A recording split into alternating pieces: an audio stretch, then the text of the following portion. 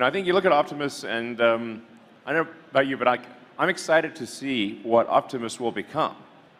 And, this is like, if you could, you can tell, like any given technology, do you want to see what it's like in a year, 2 years, 3 years, 4 years, 5 years, 10? I'd say for sure. You definitely want to see what's happening with Optimus. Whereas, a bunch of other technologies are, sort of plateaued. Won't name names here, but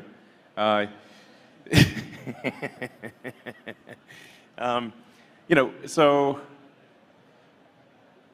I think Optimus is going to be incredible in like 5 years, 10 years, like mind-blowing. And I'm really interested to see that happen, and I hope you are too. I have a quick question here. I'm Justin, and I was wondering, are you planning to extend conversational capabilities for the robot? And my second follow-up question to that is, what's the end goal? What's the end goal with Optimus? Yeah, Optimus would definitely have conversational capabilities. You'd be able to talk to it and have a conversation, and it would feel quite natural.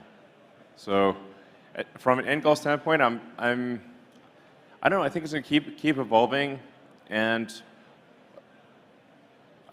I'm not sure where it ends up, but someplace interesting for sure.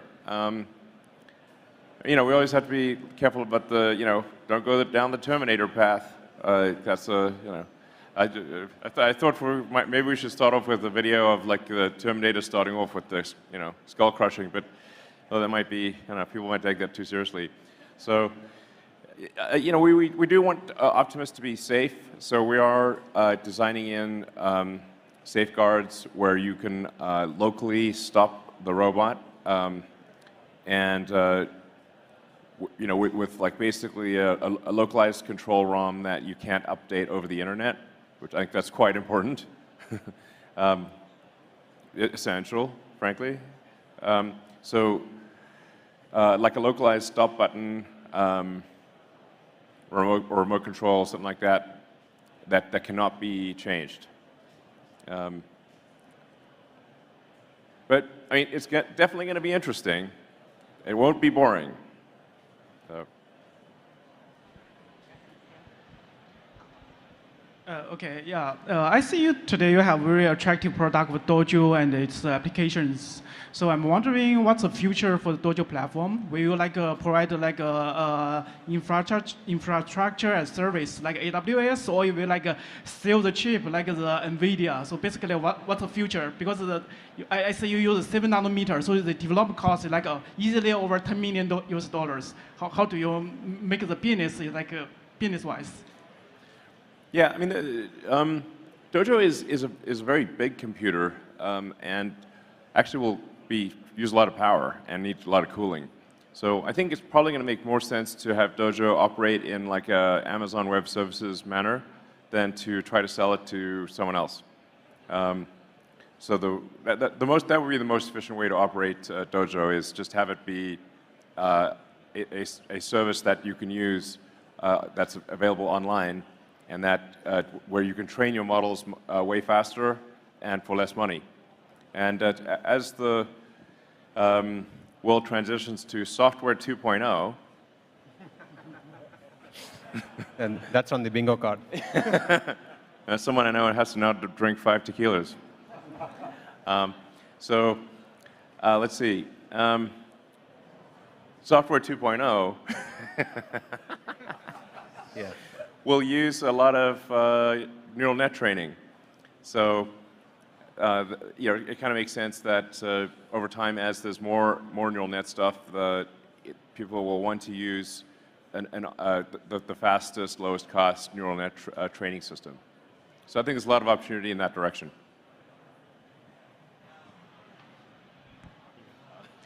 Hi, my name is Ali Jahanian. Thank you for this event. It's very inspirational. My question is, I'm wondering, what is your vision for humanoid robots that understand our emotions, and art and can contribute to our creativity?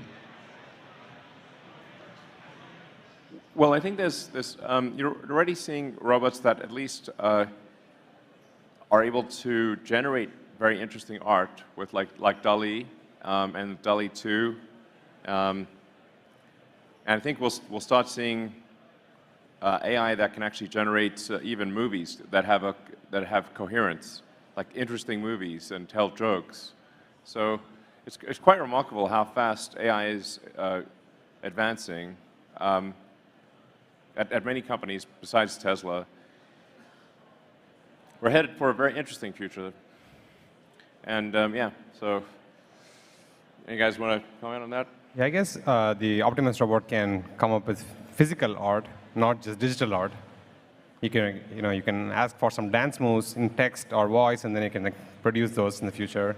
So it's a lot of physical art, not just digital art. Yeah. Oh, yeah. Computers can absolutely make physical art. Yeah. Yeah. 100%. Yeah, like dance, Sure. play soccer, or what have Yeah. you. I mean, it needs to get more agile, but over time, for sure. Thanks so much for the presentation. For the Tesla Autopilot slides, I noticed that the models that you were using were heavily motivated by language models. And I was wondering what the history of that was and how much of an improvement it gave. I thought that was a really interesting, curious choice to use language models for the lane transitioning. So there's sort of two aspects for why we transitioned to language modeling. So the first... Talk loud and close. Okay. It's not coming through very clearly. Okay, got it. Yeah, so the language models help us in two ways. The first way is that it lets us predict lanes that we couldn't have otherwise. As Ashok mentioned earlier, basically when we predicted lanes in sort of a dense 3D fashion, you can only model certain kinds of lanes, but we want to get those crisscrossing connections inside of intersections. It's just not possible to do that without making it a graph prediction. If you try to do this with dense segmentation, it just doesn't work. Also, the lane prediction is a multimodal problem. Sometimes you just don't have sufficient visual information to know precisely how things look on the other side of the intersection. So you need a method that can generalize and produce coherent predictions. You don't want to be predicting 2 lanes and 3 lanes at the same time. You want to commit to one, and a generative model like these language models provides that. Hi. Hi. My name is Giovanni. Yeah, thanks for the presentation. It's really nice. I have a question for FSD team. So for the neural networks, how do you test, how do you do unit tests, software unit tests on that? Like, do you have like a bunch, or I don't know, maybe thousands or cases where the neural network that after you train it, you have to pass it before you release it as a product, right? What's your software unit testing strategies for this, basically? Yeah, glad you asked. There's like a series of tests that we have defined, starting from unit tests for the software itself, but then for the neural network models, we have VAP sets defined where you can define.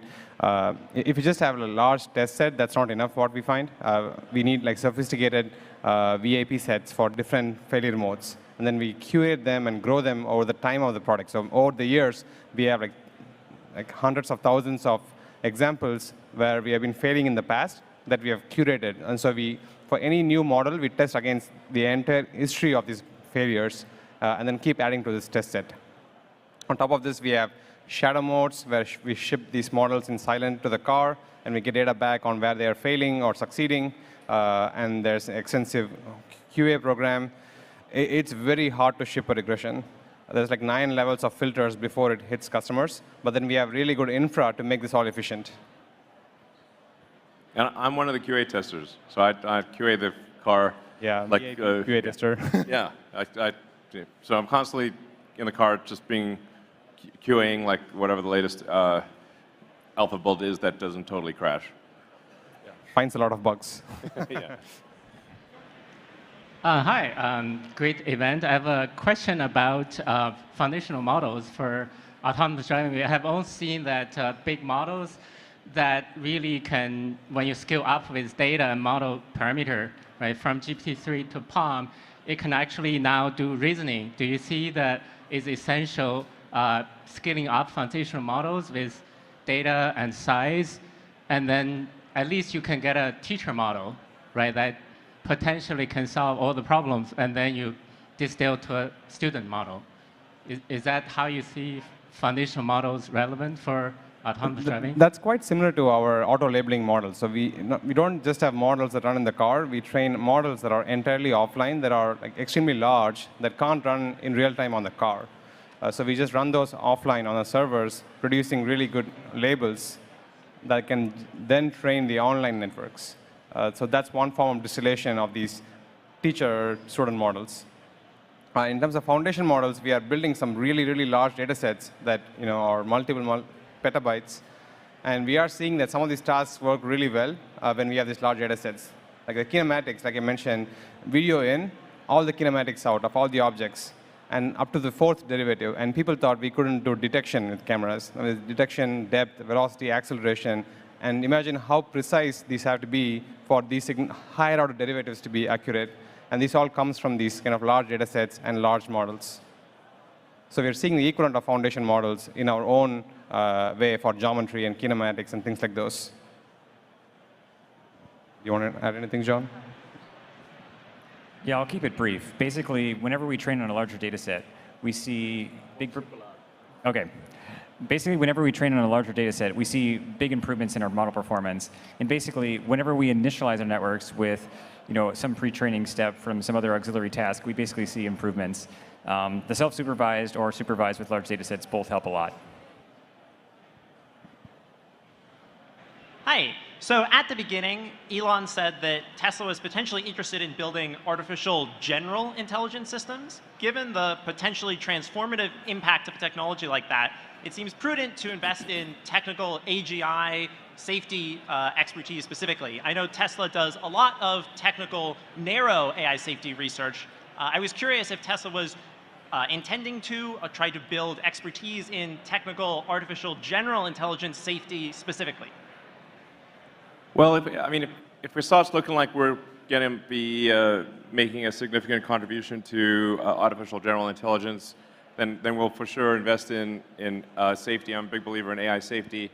I think there should be an AI sort of regulatory authority at the government level, just as there is a regulatory authority for anything that affects public safety. So we have a regulatory authority for aircraft and cars and sort of food and drugs, and because they affect public safety. And AI also affects public safety. So I think, and this is not really something that government, I think, understands yet, but I think there should be a referee that is ensuring or trying to ensure public safety for AGI.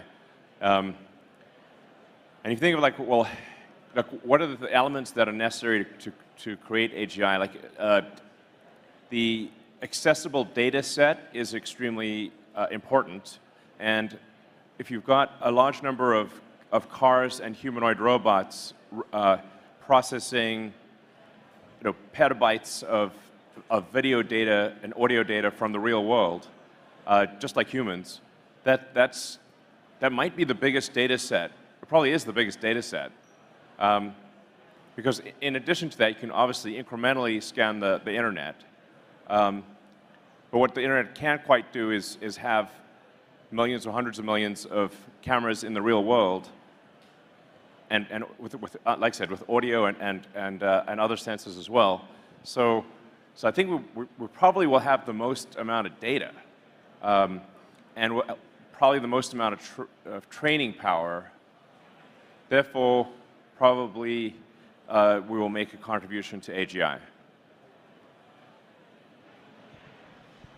Hey, I noticed the Semi was back there, but we haven't talked about it too much. I was just wondering, for the Semi-truck, what are the changes you're thinking about from a sensing perspective? I imagine there's very different requirements, obviously, than just a car. And if you don't think that's true, why is that true? No, I think basically you can drive a car. I mean, think about like what drives any vehicle. It's a biological neural net with eyes, with cameras, essentially. So if and really, what is your primary sensors are two cameras on a slow gimbal, a very slow gimbal. That's your head, So if a biological neural net with 2 cameras on a slow gimbal can drive a semi-truck, then if you've got like 8 cameras with continuous 360-degree vision, operating at a higher frame rate and much higher reaction rate, then I think it is obvious that you should be able to drive a semi or any vehicle much better than a human. Hi, my name is Akshay. Thank you for the event. Assuming Optimus would be used for different use cases and would evolve at different pace for these use cases, would it be possible to sort of develop and deploy different software and hardware components independently and deploy them in Optimus so that the overall feature development is faster for Optimus?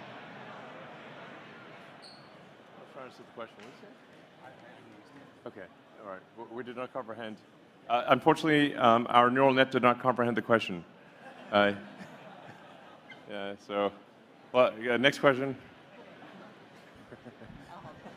Hi, I want to switch the gear to the autopilot. So when you guys plan to roll out the FSD beta to countries other than US and Canada?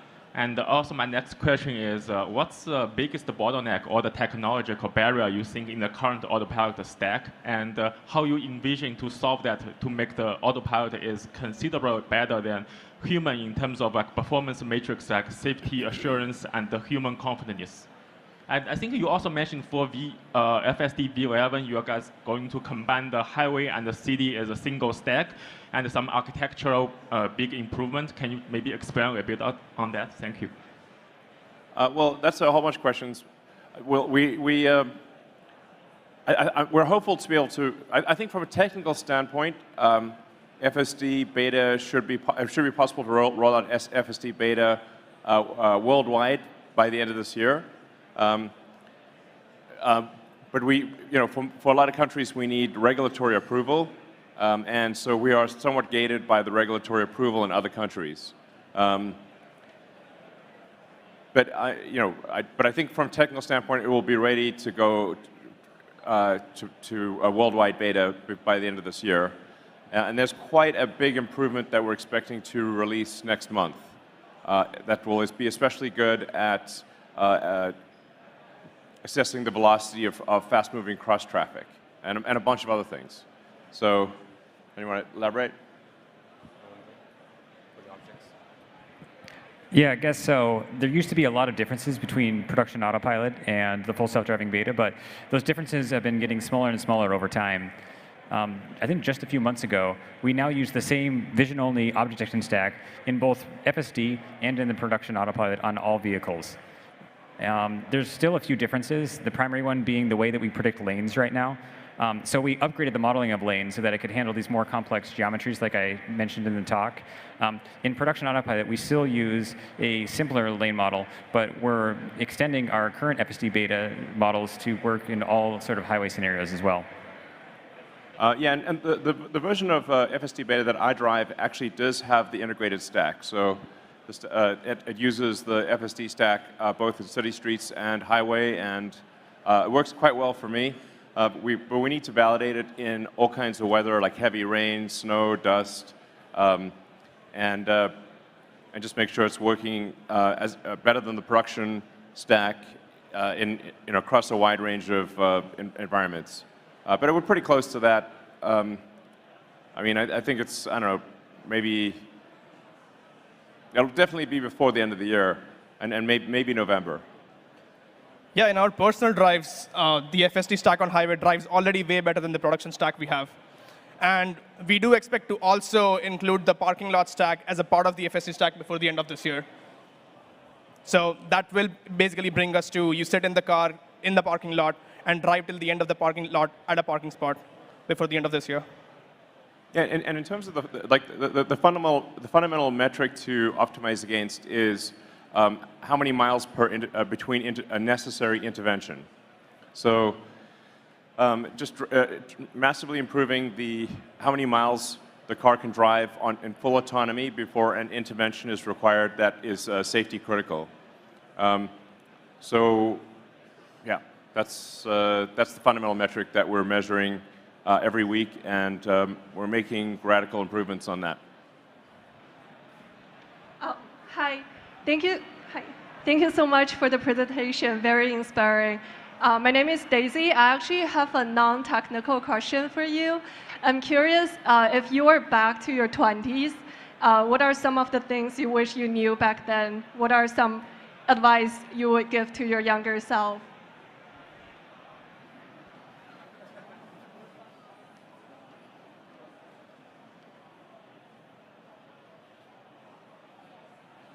Well, I'm trying to figure out something useful to say.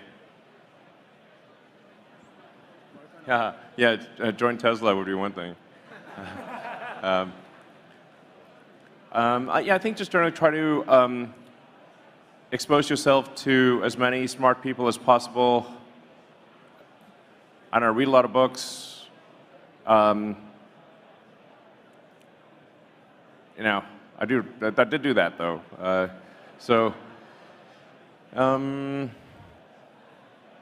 I think there's some merit to just also like not being like necessarily too intense and like enjoying the moment a bit more.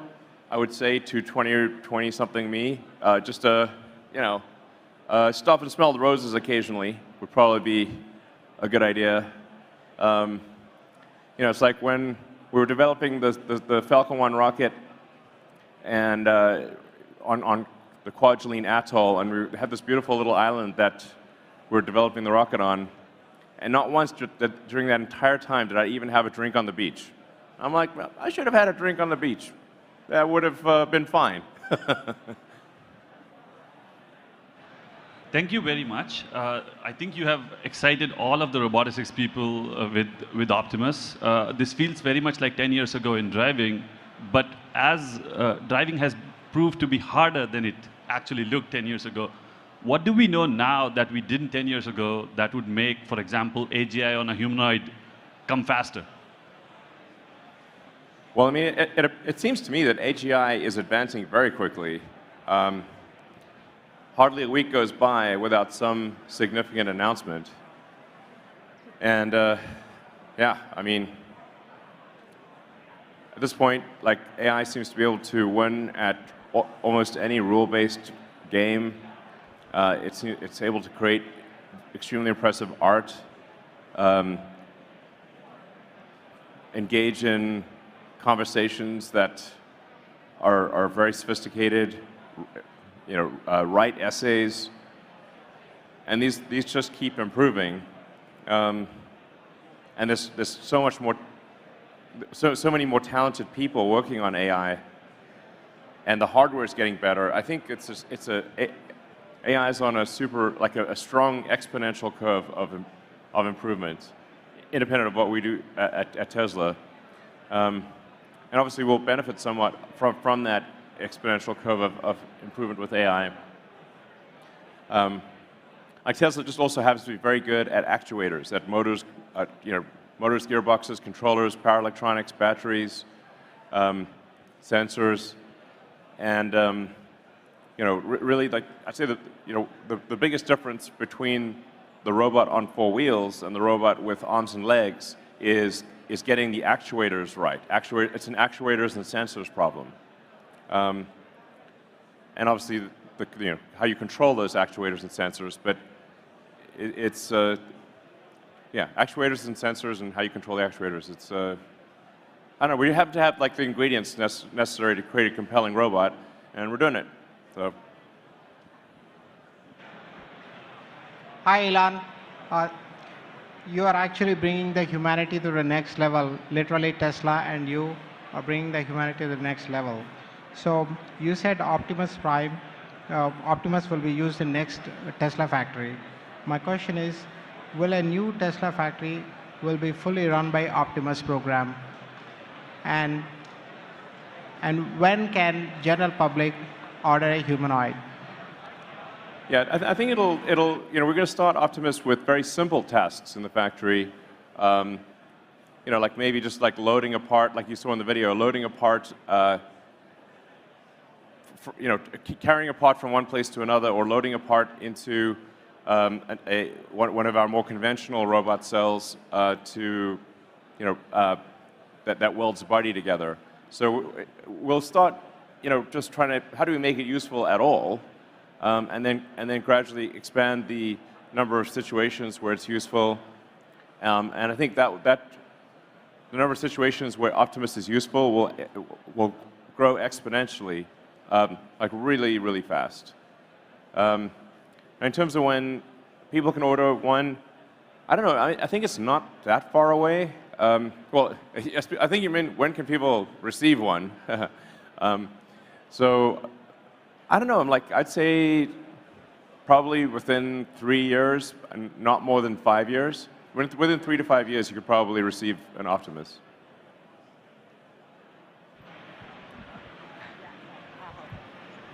I feel the best way to make the progress for AGI is to involve as many smart people across the world as possible. And given the size and resource of Tesla compared to robot companies, and given the state of humanoid research at the moment, would it make sense for the kind of Tesla to sort of open source some of the simulation hardware parts? I think Tesla can still be the dominant platformer where it can be something like Android OS or like iOS stuff for the entire humanoid research. Would that be something that, rather than keeping the Optimus to just Tesla researchers or the factory itself, can you open it and let the whole world explore humanoid research?